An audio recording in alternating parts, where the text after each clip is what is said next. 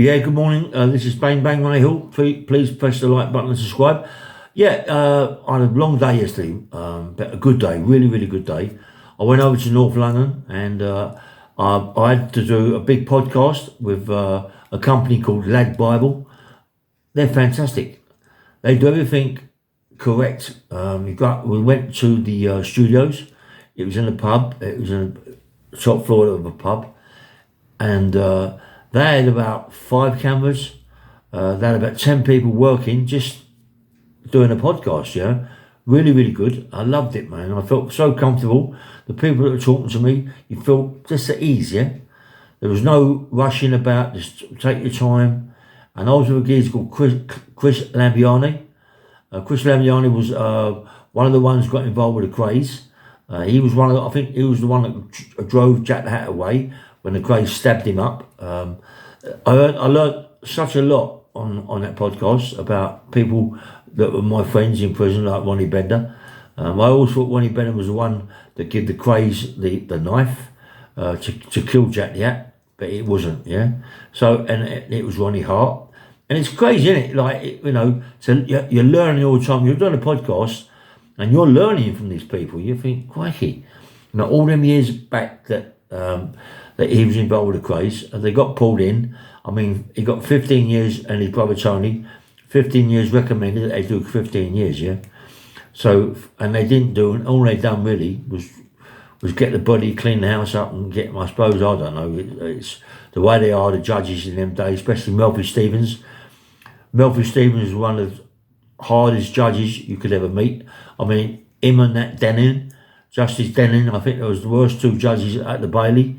The one I had as well, Griffith Jones, he was the common sergeant of the Old Bailey. Them people, they just had no feelings, mate. They just, you was in trouble. You're in front of them, you was going to go down for a long time. And that's why they picked Melfi Stevens for that trial. But anyway, that's neither here nor there. It was a really, really good video, really good podcast. And I thank them very much for letting me do that with Chris. Thank you again. Luke, the guy that got in touch with me, he was a very good friend of mine, Christian Morgan from KON TV. I think Christian got him to give me a call and to see if I'm willing to do it. I said, yes, I am.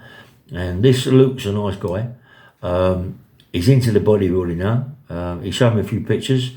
Yeah, he's going to be big. He's going to be a big boy. He's a nice guy, really nice to talk to. Proper nice people.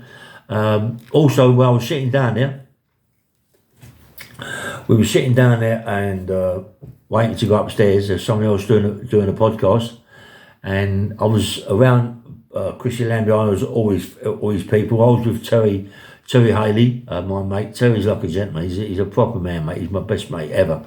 Yeah, and we was just sitting there, and all of a sudden this geezer shook my hand. I noticed him straight away, Ray Bishop. Yeah.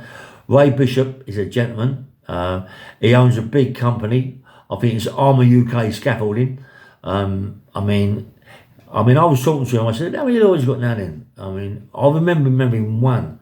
I think it was one of them, just a timber trader, back, one of them.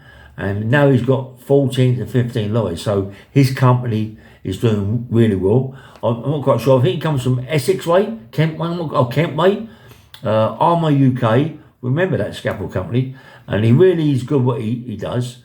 And I just want to punt it a little bit because he's a nice guy. He deserves it. He's a really nice fella. Armour UK, and I think it's in Kent or anyway that way, or Kent I'm like, I get myself all mixed up, Anyway, he's a nice guy.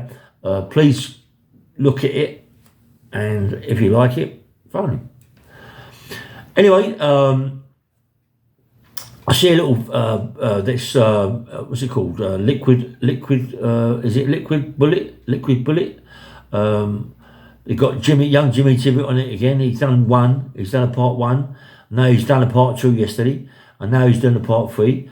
I did phone him up. I said, well done, mate. It was good. It was good what he did. But, why haven't you mentioned my name? Because I was one of your dad's best mates. I mean, me and your dad worked together as we was in forces, and I was in forces for him a long time, and we've done a lot of work, And I just, it's nice to be reminded that I was there with him. He was my best friend at that time.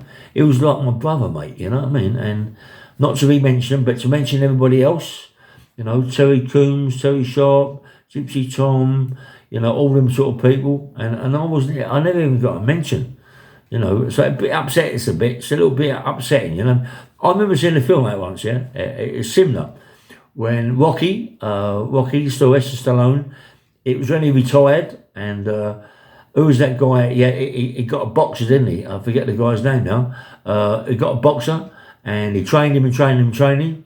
All of a sudden, the boxer went with the black promoter, and he won the fight, the world title, and he just said, I'd like to thank everybody, and the guy that got me here, and he put the black promoter up front instead of Rocky, and he gutted Rocky. That's what he was gutting me, really. It's the same sort of thing that I haven't even got to mention, and he was my best pal, and anyway, he's got his reasons for doing it. Perhaps he's going to put me in part 3. I hope so. But I'd just like everyone to know that me and Jimmy Stewart, the old man, we worked together as enforcers, and he was my personal trainer as when I was a fighter doing unlicensed fighting. The greatest fella ever, loved him to death, and his son should put me on his podcast. Anyway, have a nice day, and if he doesn't, he doesn't. But have a nice day, and thank you so much. Bye-bye.